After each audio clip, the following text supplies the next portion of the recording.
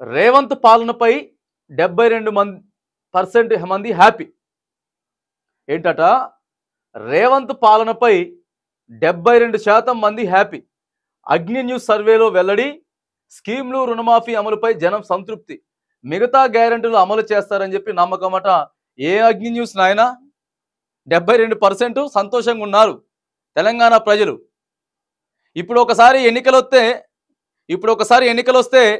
ఎవరు గెలుస్తారు అనేది కూడా ఒకసారి సర్వే చేయి. అట్లున్నది పరిస్థితి. 72% మందట హ్యాపీగా ఉన్నారట. ఇంకెందుకు మిగతా 82% కూడా చేయకపోతుంది. ఎందుకంటే ఓటింగ్ శాతం 82% నమోదైంది తెలంగాణ రాష్ట్రంలో. 72% కూడా కాంగ్రెస్ సర్కార్కి, రేవంత్ సర్కార్కే అనుకూలంగా ఉన్నారని చెప్తా ఉన్నాడు. ఇప్పుడు ఒక్కసారి ఎన్నికలు పెట్టి చూడండి అని చెప్తున్నాం. నిన్న మొన్న కదా తెలంగాణ రాష్ట్ర రైతులు మొత్తం కూడా రోడ్డు మీదకి వచ్చి దిష్టి బొమ్మలు దహనం చేయడం, కాంగ్రెస్ పార్టీ అంతా కూడా ఇక మొత్తం డౌన్ అనడం, రైతు రుణమాఫీ చక్కగా చేయటం రాలేదని చెప్పి ఒక్క జిల్లా 2 జిల్లాలంటే ఏమనుకోవచ్చు. రాష్ట్రం మొత్తం కూడా నిరసన వ్యక్తం చేస్తే ఈయనేమో 72% హ్యాపీగా ఉందని చెప్తున్నాడు. మరి ఏ రకంగా 72% హ్యాపీగా ఉన్నది? ఏడ సర్వే చేసినావు? ఎవరిని చేసినావు సర్వే? ఒకసారి కాంగ్రెస్ పార్టీ కార్యకర్తలను కూడా పోయి చేయి. ఇప్పుడు కాంగ్రెస్ పార్టీ కార్యకర్తలను కూడా ఒక్కసారి పోయి ఇప్పుడు చూడు. మేము కాంగ్రెస్ పార్టీ కార్యకర్తలం, కాంగ్రెస్ పార్టీని మొసలు భుజాల మీద మోసినాం, అయినా మాకు రుణమాఫీ రాలేదని చెప్తున్నారు వాళ్ళు. ఈయననేమో ఏదో సర్వే చేసుకొని వచ్చి ఇగో ఇట్లాంటి సర్వేల వల్లనే కేసీఆర్ మోసపోయింది కూడా ఇట్లాంటి సర్వేల వల్లనే. ఇక ఏముంది, మొత్తం మాదే, అంతా అయిపోయింది, నేను 3వ సారి ముఖ్యమంత్రిని అయిపోతున్నా, ఇక నేను దేశక నేత కాబోతున్నా అని చెప్పి ఇక ఇట్లాంటి సర్వే వాళ్ళు చెప్తేనే ఇదైంది. ఏంటంటే మహాలక్ష్మి 2500 ఎంతమందికి వచ్చిందండి? 2500 ఎంతమందికి వచ్చింది? గృహజ్యోతి ఎంతమందికి అమలవుతున్నది? దాంట్లో సగం మందికి లేదు గృహజ్యోతి.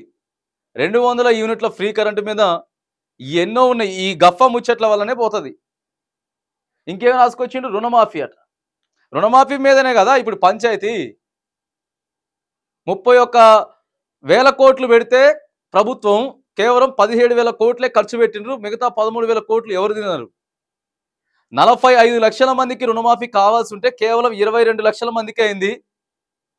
ఇంకా దాదాపుగా 27 లక్షల మంది ఏడకపోయినారని చెప్తున్నారు. 45 లక్షల మందికి కావాలి రుణమాఫీ. ఈయనేమో 72% ఉన్నాడట. అసలు 82% నమోదైంది ఓటింగ్ శాతం. అంటే ఇంకా బీఆర్ఎస్కి, బీజేపీకి ఏమి లేదు. అది కూడా మీ దాంట్లో వేసుకుంటే మీ సారు చక్కగా ఉంటాడు. ఇక మొత్తం మన సైడే ఉందిరా అనుకుంటే అప్పుడు రివర్స్ అయితే కానీ అప్పుడు తెలియదు. మామూలుగా లేదు పంచాయతీ. ఒకసారి ఇవాళ సర్వే చేయి. నీ ఫేక్ సర్వేలు, నీ ముచ్చటి సర్వేలు అన్ని పక్కగా పెట్టి ఒకసారి నువ్వు జెన్యున్గా ప్రజల్లోకి క్షేత్రస్థాయిలో పోయి ఒకసారి సర్వే చేయి.